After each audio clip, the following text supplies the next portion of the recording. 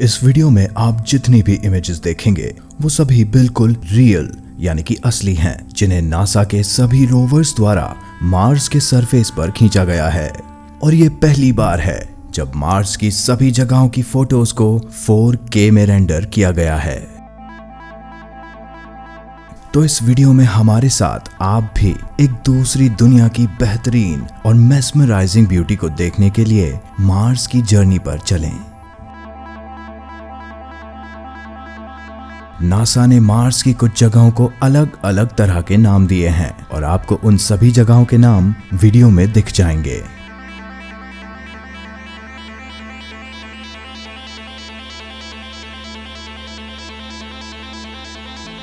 ये सभी इमेजेस जो आप देखेंगे उन्हें नासा की 3 सक्सेसफुल रोवर मिशंस के द्वारा कैप्चर किया गया है, जिनके नाम स्पिरिट, अपॉर्चुनिटी और क्यूरियोसिटी रोवर हैं। इन सभी रोवर्स पर जो कैमरास लगे हुए हैं वो सभी अपने अपने समय के सबसे एडवांस्ड कैमरास हैं, जिनकी वजह से हमारे दिमाग में एक सवाल हमेशा आता ही है कि जब इन रोवर्स पर कैमरे लगे हुए हैं तो क्यों हम मार्स का लाइव वीडियो नहीं देख सकते। तो इसका जवाब भी साफ है कि इतने एडवांस कैमरास होने के बावजूद भी मार्स, जो कि पृथ्वी से अप्रोक्सीमेटली 108 मिलियन किलोमीटर्स दूर है, वहां से पृथ्वी तक डेटा डायरेक्टली भेजना एक बेहद बड़ा चैलेंज है। यानी कि अगर क्यूरियोसिटी को किसी भी तरह की इमेज पृथ्वी पर डायरेक्टली भेजना होती है तो उसकी uploading speed 32 kilobits per second होती है। वहीं अगर रोवर पहले मार्स रिकॉनेसेंस ऑर्बिटर पर इमेजेस भेजती है तो उससे पृथ्वी तक सिर्फ 2 MB पर सेकंड की स्पीड मिल सकती है। लेकिन इस 2 MB पर सेकंड की स्पीड को बरकरार रखने के लिए रोवर को हर सोल यानी कि मार्शियन डे सिर्फ 8 मिनट ही मिलते हैं। और इसकी वजह से मार्स के सरफेस से हाई डेफिनेशन वीडियोस या लाइव वीडियोस पृथ्वी तक भेजने के लिए बहुत सारा समय लग सकता है। नासा का सिर्फ इमेजेस लेने का कारण एक और ये है कि मार्स के सरफेस पर वैसे भी किसी भी तरह की हलचल नहीं होती, यानी कि वहां किसी भी तरह की मूवमेंट नहीं होती, तो वीडियो लेने की आवश्यकता ही नहीं है। और इसी वजह से वहां की इमेजेस लेकर पृथ्वी पर भेजना ज्यादा सेंसिबल है। इस तरह की बड़ी इमेजेस बनाने के लिए रोवर पहले बहुत सारी फोटोज लेती है, जिन्हें बाद में एक पजल की तरह पृथ्वी पर मौजूद ऑपरेटर कंप्लीट करके एक पैनोरामिक इमेज बनाता है। और इसी वजह से कुछ इमेजेस जो आप देख रहे हैं उनमें कहीं कहीं ब्लैक एरियाज भी हैं, क्योंकि यह डिपेंड करता है एक इमेज को कंप्लीट करने में कितनी इमेजेस होती हैं। लेकिन इस वीडियो में हमने पूरी कोशिश की है कि आपको सभी इमेजेस लाइफ लाइक दिखें, ताकि आपका एक्सपीरियंस ऐसा हो मानो आप मार्स पर खड़े होकर ये सभी जगहें अपनी आंखों से देख रहे हैं।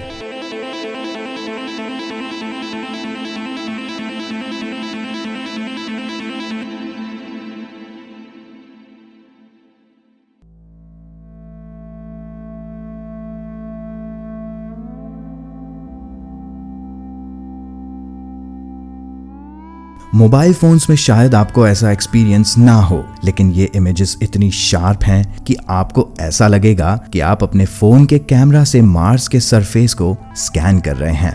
ये इमेज अभी तक सबसे बड़ी पैनोरामिक इमेज है। इस एक इमेज में 1.8 बिलियन पिक्सेल्स हैं, जिन्हें फोटो लेने के बाद एक साथ जोड़कर एक पूरी पैनोरामा इमेज बनाया गया है। और इसमें 1000 से भी ज्यादा फोटोज हैं, जिन्हें क्यूरियोसिटी रोवर ने 24 नवंबर से 1 दिसंबर 2019 के बीच में लिया था।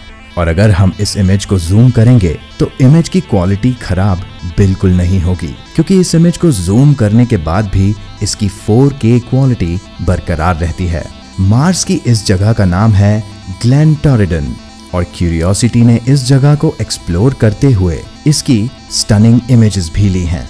नासा के साइंटिस्ट्स ने यह अनुमान लगाया था कि इस जगह पर बहुत ज्यादा मात्रा में क्ले मौजूद है, जो इस बात की तरफ इशारा करता है कि पास्ट में मार्स पर पानी हुआ करता था। और 2020 में नासा की क्यूरियोसिटी रोवर ने इस बात का एक अखंडनीय एविडेंस पाया है कि मार्स पर एक समय में समुद्र और नदियां बहा करती थीं।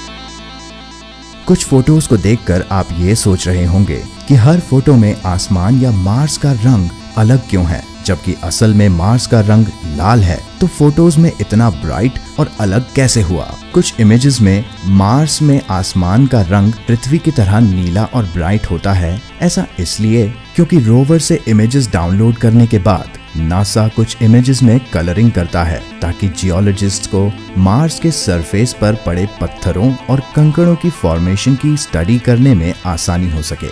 इस तकनीक से हर इमेज बेहद क्लियर हो जाती है और हम मार्स के बंजर इलाकों को गहरी डिटेल में भी देख पाते हैं। मार्स पर नासा की तीनों रोवर्स में से अब सिर्फ क्यूरियोसिटी रोवर ही एक्टिव है, जिसके पहले स्पिरिट और अपॉर्चुनिटी मार्स के हार्श एनवायरनमेंट में अपना समय पूरा कर चुकी हैं। उन दोनों रोवर्स को लगभग एक साथ ही मार्स पर लॉन्च किया गया था और दोनों ने इस ग्रह के ऑपोजिट जगहों पर लैंड किया था। ये सभी नासा की सबसे सक्सेसफुल मिशंस मानी जाती हैं। स्पिरिट ने अपना आखिरी समय एक सैंड ड्यून में फंसकर गुजारा, जहां उसके सोलर पैनल्स को सूरज की लाइट नहीं मिल पाई, और अपॉर्चुनिटी ने 14 साल स्पिरिट के मुकाबले 8 साल ज्यादा का समय मार्स के हार्श एनवायरनमेंट में बिताया, जिसके साथ उसकी शानदार डिस्कवरीज ने नासा को मार्स के बारे में काफी जानकारी दी। लेकिन 2019 में अपॉर्चुनिटी भी एक बहुत बड़े डस्ट स्टॉर्म में फंस गई और वहां के ठंडे टेम्परेचर्स में पूरी तरह फ्रीज होकर वो भी डेड हो गई। 2021 में नासा की एक और नई रोवर परसीवियरेंस मार्स पर लॉन्च की जाएगी, जो मार्स पर जाकर एक छोटा फ्लाइंग ड्रोन या एक हेलीकॉप्टर लॉन्च करेगी, जिसका नाम इंजेन्युइटी रखा गया है।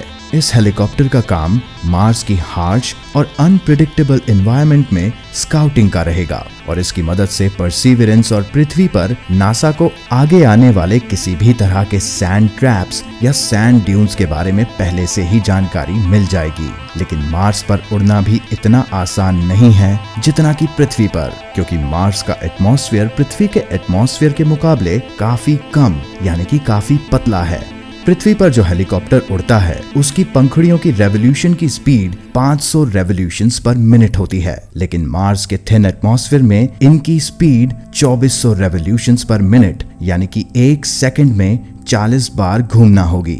अगर आप भी इन इमेजेस को देखना या डाउनलोड करना चाहते हैं तो वीडियो के डिस्क्रिप्शन में दिए गए लिंक पर क्लिक करें। उस लिंक से आपको नासा की वेबसाइट पर इन सभी इमेजेस से रिलेटेड स्टोरीज और इन्फॉर्मेशन भी मिल जाएंगी।